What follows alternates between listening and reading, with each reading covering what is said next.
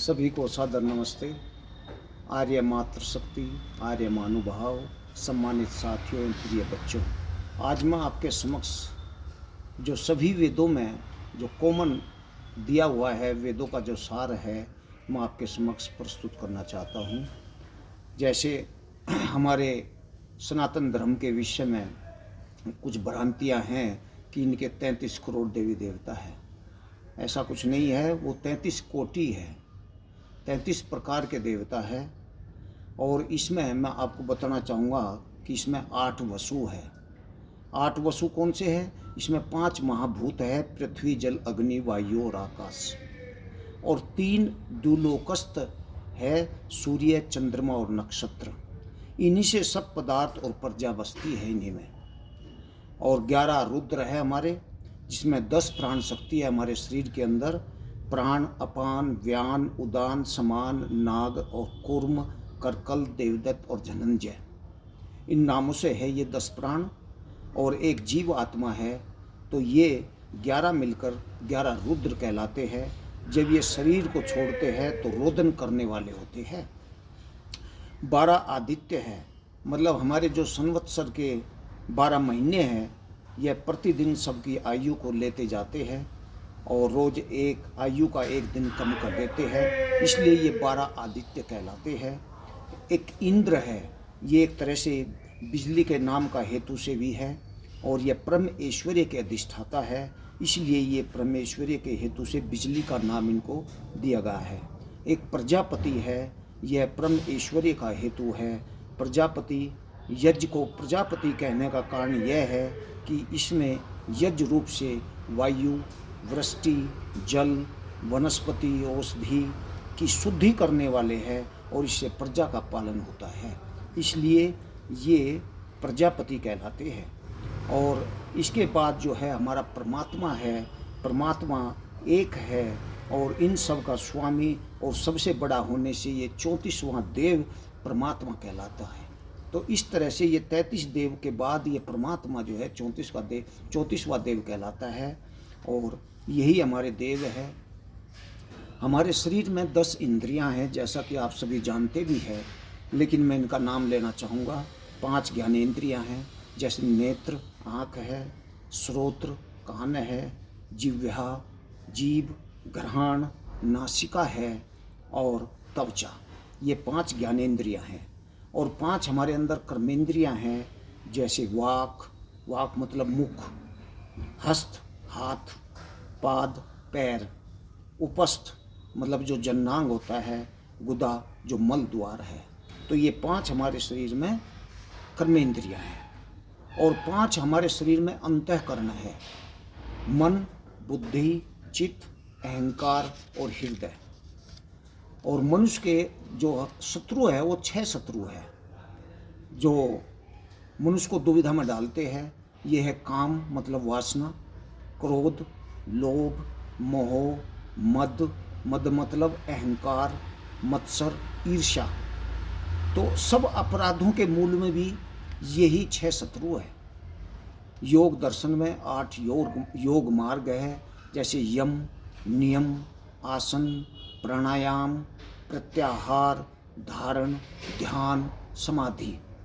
जो इसमें यम है वो यम 5 तरह के हैं। एक अहिंसा मतलब वैर त्याग, सत्य मानना भी और बोलना भी, अस्तेह चोरी त्याग करना, ब्रह्मचर्य बनना, अप्रिग्रह मतलब लोलुपता त्याग। और 5 ही नियम है हमारे जीवन के: सोच, संतोष, तप, स्वाध्याय, ईश्वर प्रणिधान। सोच मतलब राग द्वेष पक्षपात छोड़ के भीतर से और जल आदि से बाहर की पवित्रता रखनी ही सोच कहलाता है। स्वाध्याय का मतलब है पढ़ने पढ़ाने में नित्य युक्त रहना। शरीर में हमारे 7 धातु है, जो हम अन्न खाते हैं उससे जो है रस बनता है, फिर रुधिर बनता है, मांस, उसके बाद अस्थि, फिर मज्जा, फिर मेदस और फिर वीर्य बनता है। ये वीर्य बहुत ही महत्वपूर्ण धातु है हमारे शरीर की। वेदानुसार 6 बातें हैं। प्रभु का एक ही नाम है जिसको बोलते हैं ओम। नाम जाप एक ही है, ओम जाप। धर्मों में धर्म एक ही है, वैदिक धर्म।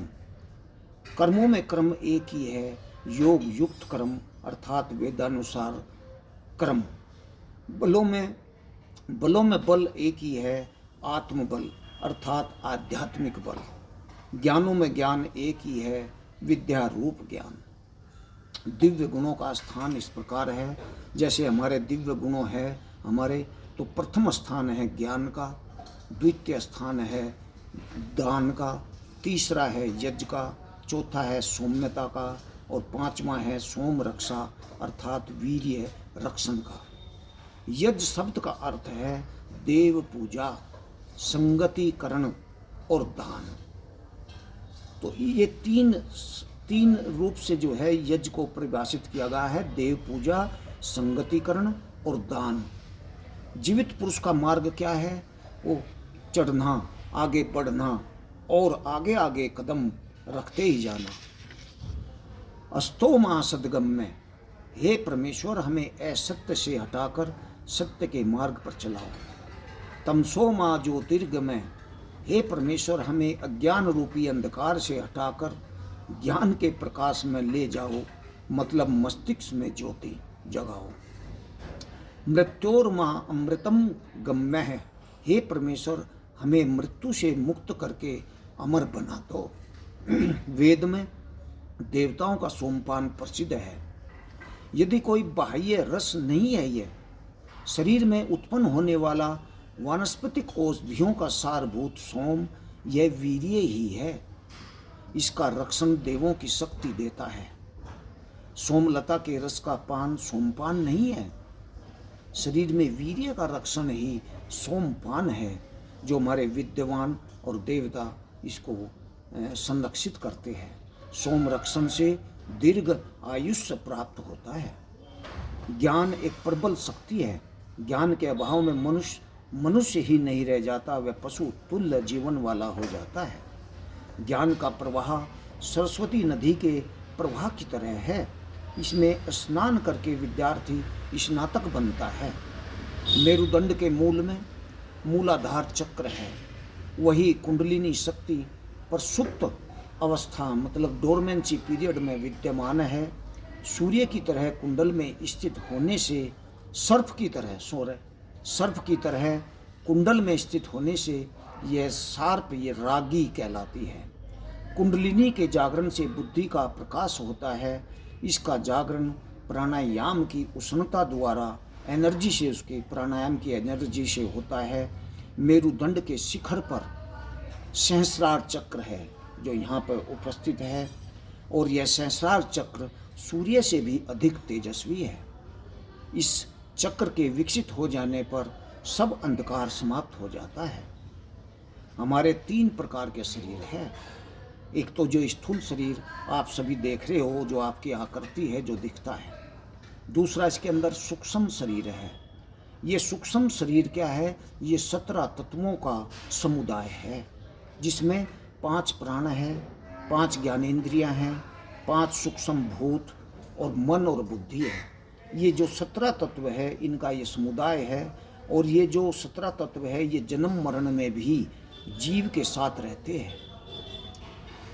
तीसरा है कारण शरीर, जिसमें सुषुप्ति अवस्था है, अर्थात ये गाढ़ निद्रा होती है। और जो हमारे पहुँचे हुए विद्वान लोग हैं, महर्षि है, वे तुरीय शरीर में भी पहुँच जाते हैं, जिसका मतलब है समाधि से परमात्मा के आनंद स्वरूप में मग्न जीव होते हैं, जब जीव मग्न हो जाते हैं। सूक्ष्म जीव सब प्रकार के कर्म, उपासना और ज्ञान आदि व्यवहारों को पंचकोशों के माध्यम से करता है। इसमें पहला है अन्नमय कोश। यह त्वचा से लेकर अस्थि पर्यंत का समुदाय है, जो मतलब आपका हमारा फिजिकल शरीर है, ये अन्नमय कोश कहलाता है। इसके अंदर है प्राणमय कोश। यह 5 प्राण के माध्यम से कार्य करता है। जो प्राण है और अपान है, अर्थात श्वास लेना और श्वास छोड़ना। तीसरा है समान, जो नाभिस्थ होकर हमारी नाभि में बैठे हुए है, वो सर्वत्र शरीर में रस पहुंचाता है। उदान, जिससे कंठस्थ अन्न पान खींचा जाता है, हमारे कंठ में है, जिससे हम खाना खाते हैं तो अंदर उसको लेकर जाते हैं और बल पराक्रम प्राप्त होता है। व्यान जो पांचवा प्राण है, इससे सब शरीर में चेष्टा आदि क्रम जीव करता है। तीसरा है मनोमय कोश। मन के साथ अहंकार होता है और 5 कर्मेंद्रियां इसके साथ जुड़ी हुई है। मनोमय कोश के साथ 5 कर्मेंद्रियों में, जो मैं आपको पहले भी बताया था कि वाक, पाद, हस्त, पायु और उपस्थ कार्य करती है इसके साथ। चौथा हमारा है विज्ञानमय कोश। विज्ञानमय कोश क्या है? इसके साथ बुद्धि जुड़ी हुई है, चित्त जुड़ा हुआ है और 5 ज्ञानेंद्रियां। ये विज्ञानमय कोश जो है, इनसे मिलकर बना है। तो जीव में जो ज्ञान आदि व्यवहार करता है जीव, वो विज्ञानमय कोश के माध्यम से करता है। इसके बाद 5वां है आनंदमय कोश। इसमें जीव प्रीति, प्रसन्नता व आनंद रूप प्रकृति का अनुभव करता है। आनंद का पता लगता है कि न्यून है या अधिक है, तो वो आनंदमय कोश के माध्यम से अनुभव करता है। मुक्ति में जीव परमेश्वर से पृथक रहता है, उसमें नहीं मिलता। जीव सांसारिक सुख शरीर के आधार से भोगता है, वैसे मुक्ति के आनंद को जीव आत्मा के द्वारा भोगता है। इस तरह से ये आपको मैं कुछ कॉमन बातें बताई। आपका बहुत बहुत धन्यवाद।